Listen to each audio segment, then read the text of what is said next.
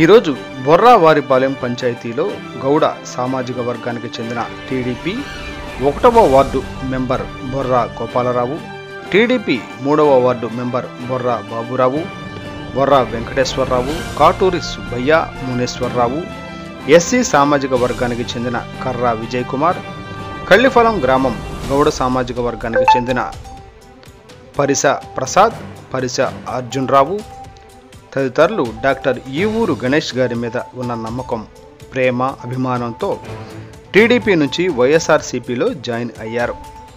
రోజు రోజుకి గౌడ సామాజిక వర్గంలో గణేష్ గారికి ఆదరణ పెరుగుతోంది.